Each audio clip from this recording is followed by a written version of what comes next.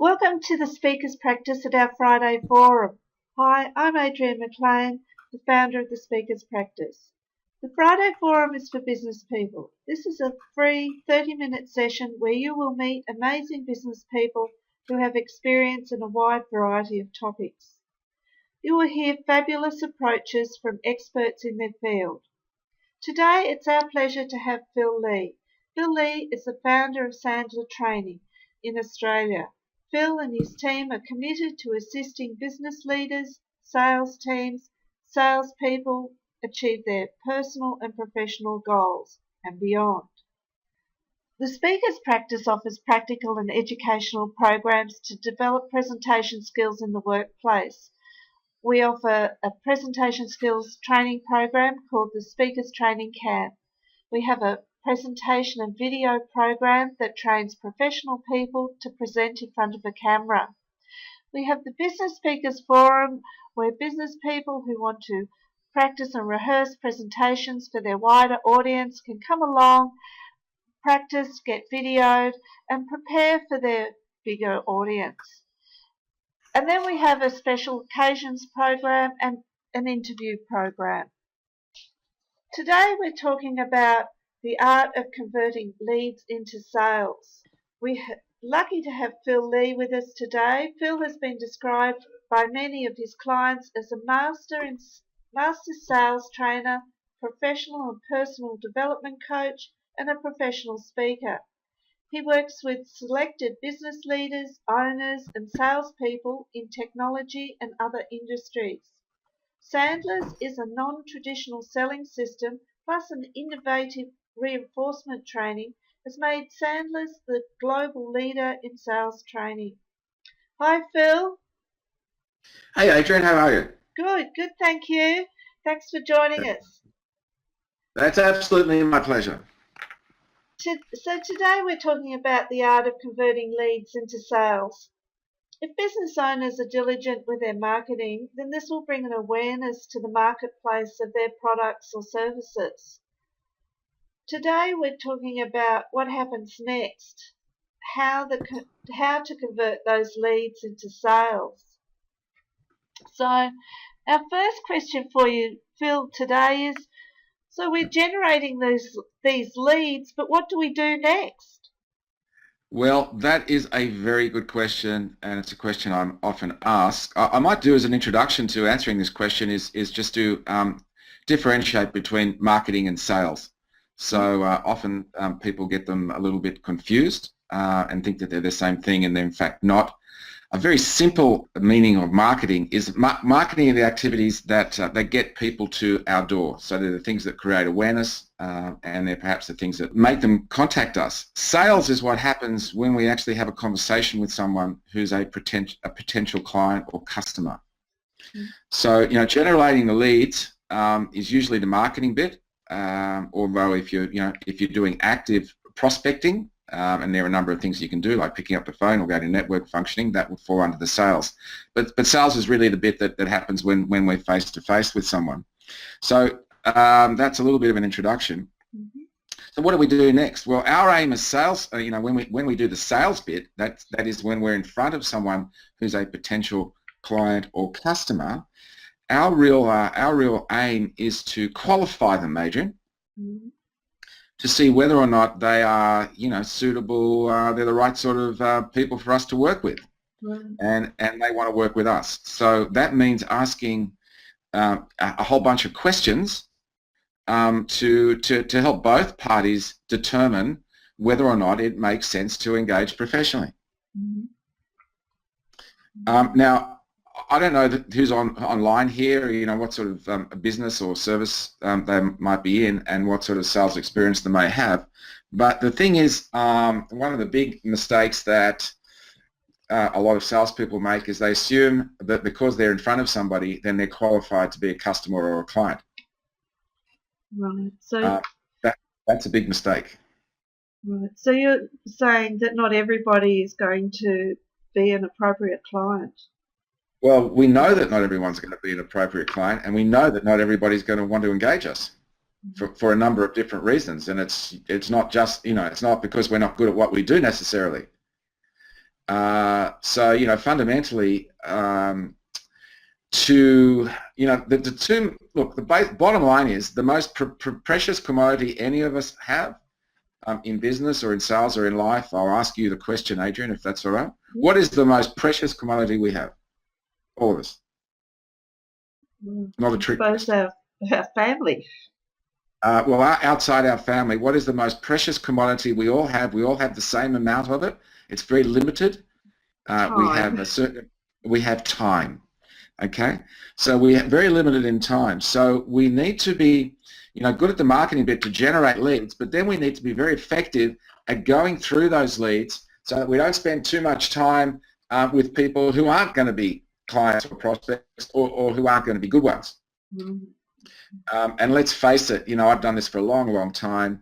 And just about everybody I work with, if I said, how many conversations do you need to have with a potential prospect or client to find one who wants to work with you, who you think is a good fit for you, and it's probably maybe 1 or 2 in 10. So once you've got all these leads, you need to be good at qualifying and helping people make decisions, or both parties, that is you and the other party, to make, to have a conversation or a series of conversations, to be able to be in a position to make a decision to decide that it makes sense to work together and to engage professionally, or that it doesn't. And so what sort of questions do you ask to work out this? Okay, well that's a really good question, and it's a fairly complex one. But fundamentally, when we're looking to qualify people, and if you've been in sales and done some sales training, you should be familiar with the word qualifying. Most salespeople are, yet they don't really do it because it is not that easy. And it's not all that intuitive. In fact, for most salespeople, it's not intuitive at all. But so what you fundamentally have to determine and help the prospect determine is whether or not there is, what their issues are, of course. So you've got to be like a doctor and and diagnose and the issues. Why it might make sense to work together, why it might make sense to engage, why it might make sense to buy from you. And you've got to understand why. Well, what are they looking to achieve? What are their problems? I often use the analogy of a doctor and relate it to sales because that's really what we are. We're a doctor. We fix the problems that people have in our area. I don't fix the same problems as you, Adrian, but you fix people's problems and I fix people's problems. So we need to firstly ask the right questions like a doctor does to try to understand their problem. Like, what is their problem? Like, why might it make sense for you to buy what I have or for us to professionally engage? So you have to understand, and so that, you have to be skilled at asking those sorts of questions and understanding what the problems, how the problems, particularly are manifesting in their life and how serious they might be. So that's the first thing you need to do is understand, what problems, or in the professional sales training world, we call it pain. So, what's the potential pain? Why would you buy something? Because people only buy things generally for one of two reasons: to either take pain away or to receive something, to get something, pleasure, gain. So we need to understand what their problems are. We then need to understand and ask the questions around, what is their potential commitment to fixing the problem, to finding a solution, whether it be a product or a service.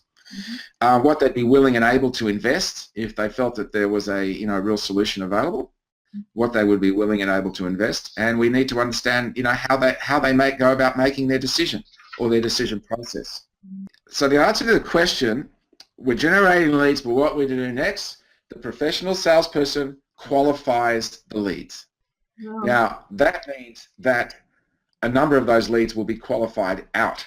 That will decide that it doesn't make sense, for you to buy what we've got, or to buy anything, or to engage. And you've got to understand that probably the biggest competition you have is not your competition; it's inertia. That is, people not doing anything. Right. Well, that moves us on to the next question: was if we pick up the phone and they're not expecting a call, what's the best approach?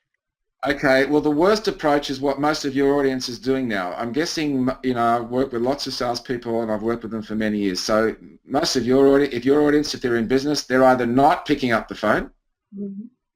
which is the worst approach, or they're picking up the phone and they're doing the second worst thing, which is the hi Adrian, my name's Phil Lee, I'm from Sandler Training, how are you today? Right. That is the second worst approach. So yes, people aren't expecting your call. They're very busy, depending on their position and what they do. They're often getting a lot of calls. So you need to have an approach that basically interrupts that traditional pattern. So if you are going to pick up the phone, and I suggest you do, because the worst thing you can do is not pick up the phone and make prospecting calls, because even if you're really terrible at it, you will find somebody eventually. Mhm. The second worst thing you can do is pick up the phone and use the traditional approach, because that's going to kill, a good percentage of your conversations right at the very beginning.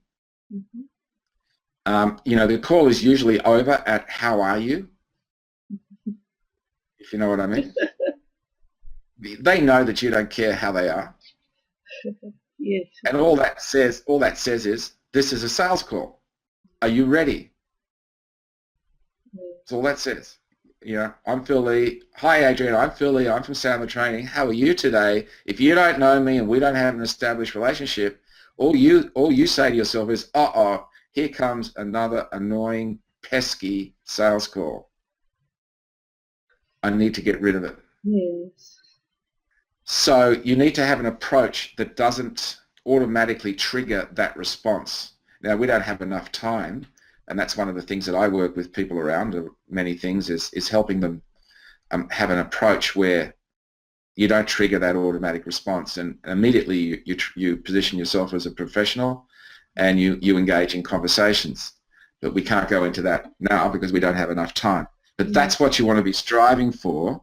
You want to find an approach or develop an approach or find someone who can teach you one where you actually engage in conversations with people and they want to talk to you. And the things that people want to talk to you about are their potential problems. Mm. But my last word on this one is, my name's Phil Lee, Adrian. I'm from Sandler Training. How are you today? I'm dead 9.5 out of 10 times at that point. Uh, So that's what not to do. So simple answer, get an approach that's different from everybody else's. That one doesn't work anymore. It's a trigger. Find an approach that doesn't trigger that response, that here comes a pesky sales call. If you can't figure one out and it's costing you money, then go and find somebody who can help you develop one and learn one. The sales training. Well, sales training or coaching, yeah. I mean, I'm a huge believer, I'm a sales trainer and coach, and I get coaching myself and I coach people, of course. But I'm a huge believer in coaching. If you're not getting the results that you want, as you and I have discussed in the past, Adrian, I think it was Albert Einstein that said the definition of insanity is continuing to do the same thing and expecting to get a different result. Yes. So, if you're prospecting on the phone and if you've stopped because it wasn't working, well, that's costing you money. Yes. If you're doing it and it's not working effectively, that's costing you money. If you're expecting to get a different result, you won't unless you change. This follows on. So what are the best ways of approaching potential clients without being too pushy? Okay, well, that's a really good question as well. The best ways of approaching clients without being too pushy. So once again, I could spend hours talking about this, but unfortunately we don't have that. But that's the problem. Most salespeople are too pushy. And I spoke earlier about, you've got to be okay with a no and you've got to expect no's. And there would be people listening to this would be absolutely horrified. What do you mean? What do you mean? I'm trying to make a sale every time I speak to somebody. And I would say to you, that's the problem. If you see, you need to change your paradigm around selling. And that's why, I often use the doctor analogy. If you walked into a doctor's office, Adrian, sort of limping, and you sat down and he said, what's wrong? You said, I've got a sore back. And he said, great. We've got introduced a new keyhole surgery procedure. It's fantastic for backs. It's the best around. It's the latest state-of-the-art technology. Let me tell you what. Let's book you in on your way out. See the receptionist. We'll book you in for this keyhole surgery. I think actually we might have had a cancellation, so we might even be able to do it for you this week. How would you feel? Well, I How would suppose you that one feel, wouldn't. Adrian? How would I feel? Well, I wouldn't be wanting to rush into keyhole surgery too fast. Okay, and there is that, and that's what's happening in for many people when they're selling. They assume that because whatever they have, anybody they're talking to should be buying it because it's good. And so they come across as being too pushy. And in that analogy with the doctor, I think most of us, if not all of us, would politely excuse ourselves. I don't think we'd even bother to pay the bill. And if the receptionist shoved a Medicare card or a Medicare form under our nose, I think we wouldn't even bother to sign it. We'd walk straight out. So the best ways of approaching potential clients are the complete opposite of what, of that, is to, so that the key things are that you need to appreciate that not everybody's qualified to buy your product and service, even if they show an interest. And interest is the lowest level of buying motivation. Interest is the lowest level of buying motivation. So you need, people should put on their doctor's hat. And what do doctors do? Doctors are trained to ask questions. Doctors are trained to not assume when you walk in with a limp that they know what your problem is, even though the last 3 people may have walked in with the same limp. They are trained not to assume just by looking at you or, from a brief observation that they know what your issue is. They are trained to run through a procedure, to ask questions, to identify, what the key issues might be, how severe they might be, and what are the potential courses of action. And in some cases it may be do nothing, go home, take a couple of Panadol, it should go away.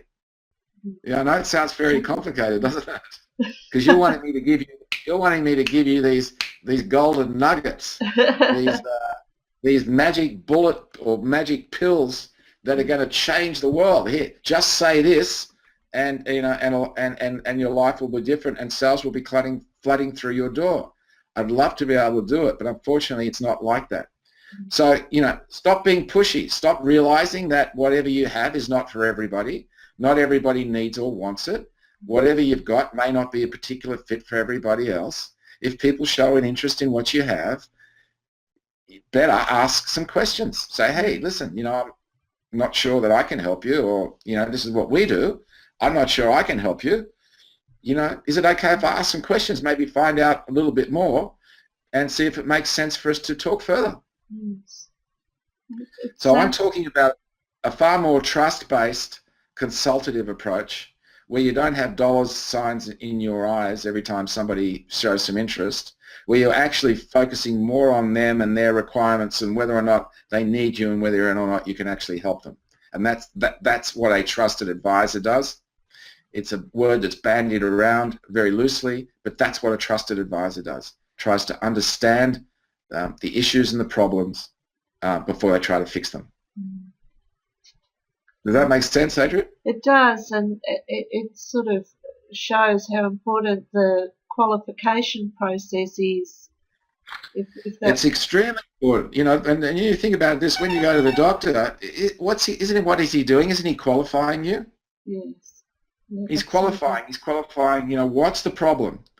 Do you really have a problem? Yes. Can I help? If you don't, he'll tell you don't, or he or she. If you do, he's thinking, can I help this person? Depending on the problem or the issue, he may suggest further tests. Or, if it's out of his realm and it sounds like, hey, you know what, it could be important, then he's going to recommend you go and see someone else, a specialist. Even though it costs him revenue, that's the way that they work. And that's why we generally trust most doctors, because we understand that they have our best interest at heart. So it's important to understand your best interest at heart. So if I wanted to sum up an answer to your question, what are the best ways of approaching clients without being too pushy? I'll answer it this way. Rule number one in selling, contrary to what many people think, is professional selling is about getting information rather than giving information. Okay, yes. It's about getting information rather than giving information. And as Stephen Covey says in his 7 Habits of Highly Effective People, although he didn't make it up, it's been around for a long time, it's one of the Greek philosophers, I think, coined the phrase, seek first to understand before you seek to be understood. Right, yes. The moment you seek to be understood before you seek to understand, you're going to come across as pushy. So I'll say that again. The moment you seek to be understood before you seek to understand, you're going to, in a selling situation, and probably in other situations as well, but particularly in a selling situation, you are going to come across as pushy.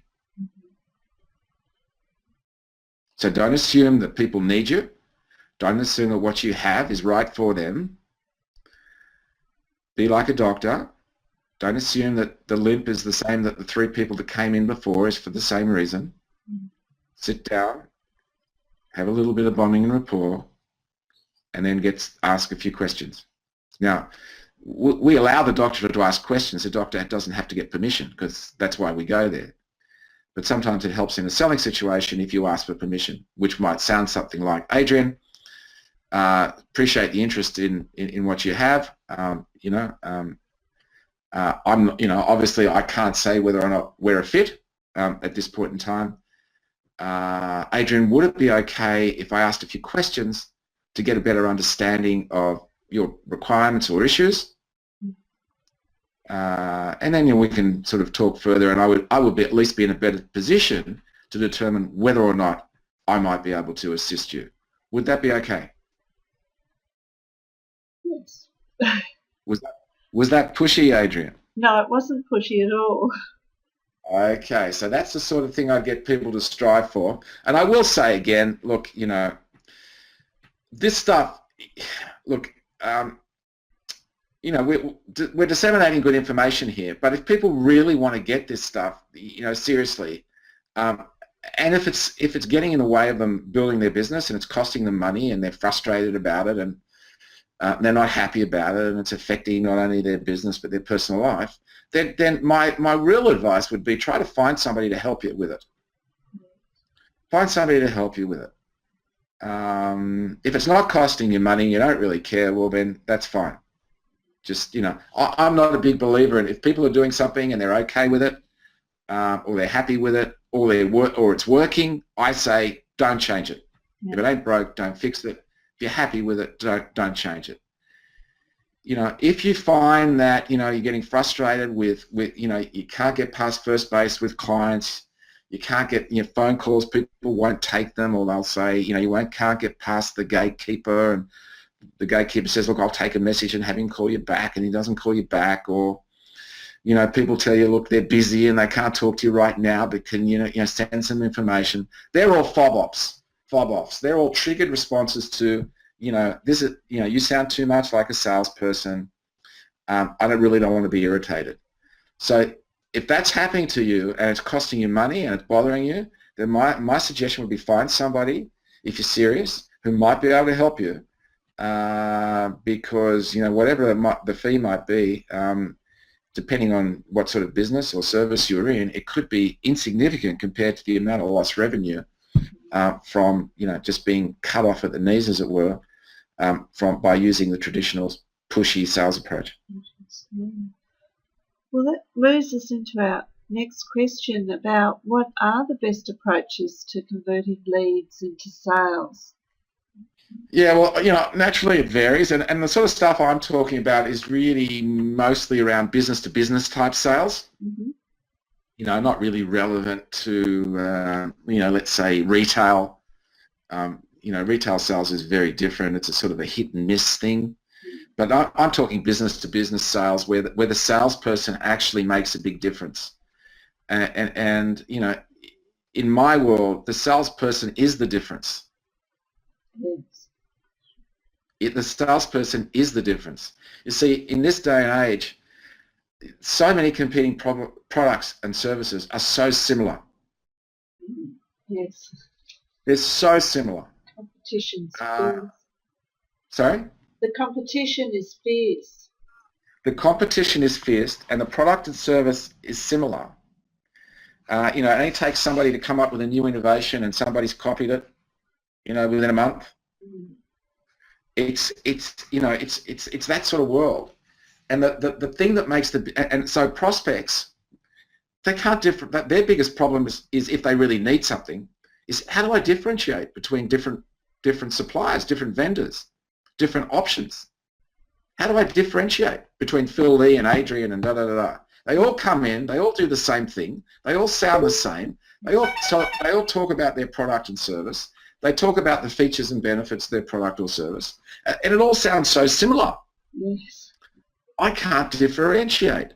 So what people do, and if you think about your own buying behaviour, when we can't differentiate, what we do is we go on, we get 3 or 4 different people, we get 3 or 4 different proposals or quotes, we get their prices, and then we go back to the one that we sort of feel a little bit, we have a better rapport with, or we tend to trust a bit more.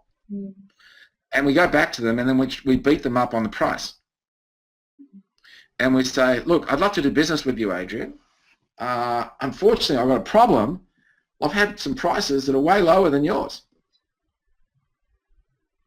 And most salespeople don't know how to deal with that. So they go, oh, well, what have you been quoted? Well, I've been quoted, 30% less than you. Oh, well, that's because we do this and the other. Well, they do that too, Adrian. And then before you know it, what do most salespeople do, Adrian, to get the business? They lower the sale. They lower their price to match the other person, and then they get the business, because the worst thing in their mind, I don't want to lose the business. I don't want to lose the business to a competitor. Well, firstly, I would say you can't lose something that you don't have. But, the mindset is I don't want to lose the business to a competitor. So they cut the price, they don't make much money, and they end up regretting it. The biggest differentiator is the salesperson, and it's the salesperson who helps the prospect, by asking the right questions, make an effective decision. And to do that, you need to be able to assist the prospect to understand and share their real issues, because a lot of the time they don't even know what their real issues are. They think they do, but they don't. They don't really know what their real issues are. We need to be able to help them get clarity around that. We need to help them quantify the potential cost of the issues. That is, if they've got problems, the cost of actually not doing something, or the cost of continuing to do it the same way. Like, what's that costing you? For example, if you're making phone call after phone call after phone call after phone call, and you're not making your reasonable percentage of really good sales, then you've got a problem. Like, what's the cost of that? Like, let's say you've got someone else in the office that's doing the same thing, and they're making they're making a lot more money than you and doing a lot better deals than you. What are they doing that you're not doing? What's it costing you? So that's what the sort of thing that we need to be helping them understand, because if you don't know what your problem's costing you, how do you know what you should invest to fix it? Yes. Does that make sense? It certainly does. And then, so we need to be, helping them in a very non-threatening, non-pushy way, because we're not doing this to make a sale. We're doing this to diagnose. We're doing this like the doctor, to fully understand what's going on. Like, what are the problems? And we need to be able to ask good questions to help them get to the real cause of the problem, which is often not what they think it is. We need to help them quantify it. We need to help them get clear on how it's affecting them. Is it really serious? Is it something that they can put up with? Is it something they need to do something about, or can they put up with it? Because if they can put up with it, they don't need you. Yeah. Like, if the doctor believes it's going to go away in a week, you don't need him. So all these questions, and while you're asking all these questions, the prospect is, what are they thinking about you, Adrian? Well, they're thinking that the salesperson's taking interest because they're asking the question. They're thinking this salesperson is interested. What else are they thinking? See, a good question is a question that no one else has asked you. A good question makes you think. And the questions that most of your audience are actually asking are not questions that are making people think. They're the same questions they've been asked by other people. When you ask questions that make people think that other people haven't asked you, what do they think about you? That I'm interested in them. What else? When you ask a question, a professional question that makes somebody think about their own life, their own situation, they haven't been asked that question before, and it takes them to a place they've never been before and gives them some insight into their world that they have never had before. How do they view you? Well, they see that you're interested in their world. Well, not only that, they view you as someone who knows what they're talking about, and they view you as a professional. Okay. Now, perhaps you've never been asked questions that take you to another place. But when someone asks you a question about your problems, your situation, and it stops and you have to think about it, and it gives the answer that you come up with gives you an insight that you haven't had before, you are positioned like an expert. That's what psychologists, psychiatrists, lawyers, highly professional lawyers, that's what those people do. That's how they make the big bucks. And, I train salespeople to do that, be able to do that, ask questions that take the prospect to a different place that they've never been before, that makes them think, they get an insight. And when you get them the insight, you position yourself as the go-to in your industry. Yes. Okay? Yeah. You position yourself as the go-to in your industry. And Adrian, if you've got a serious problem that you want fixed, would you pay more to have the go-to professional in your industry fix it, or do you want to go to the person who's going to discount their service just to get the business? No, I'd pay more for a professional service. You pay if you've got a real problem, you want the best person to fix it, don't you? Yes, absolutely. Particularly if you know what that problem's costing you, and their fee is in comparison is insignificant to the cost of the problem. Mm. So that's my suggestion. But so converting leads to sales, don't be pushy. Be the opposite of the traditional salesperson. Be more like the doctor. Learn to ask good questions. Help prospects make good decisions. You have a right to select who you want to work with as well. Yes. So, and that's really what the process is all about at the highest level. If it's costing you money, if you're really frustrated, that's not really happening in your world at the moment. It's getting in the way of your business success and you enjoying your life and achieving your personal and professional goals. Then my strong suggestion is, if it's really serious, it's really frustrating you, and you're prepared to do something about it, then find somebody who can help you. Yeah. Oh, that's fantastic advice. Thank you, Phil. My pleasure, Adrian. Our next question is, and I ask all our guests this, is as a trainer and a mentor and a keynote speaker, what's your advice about promoting your business by speaking? Okay, speaking is a great way to promote your business. It puts you in front of a potentially good number of people. Rather than a one-on-one, you can have from few to many people, and it's a great prospecting mechanism. And I have over the years, I've attracted a lot of business through speaking. The key is to obviously have a good message. And be a fairly good presenter. You don't have to be a great presenter. It doesn't have to be a great presenter, but you need to have a presentation or a talk, if you like, where at the end of it or during it, the right people will want to talk to you because you've positioned yourself as the expert. You've discussed problems that they have. Some of them may have, and you've put forward some solution without telling them how to fix the problem. You've put forward some form of solution. I guess a little bit. I've done that a little bit today. So the right people who have those problems, and you've got to get the right people in the audience. But the people who have those problems, if you've sufficiently targeted them,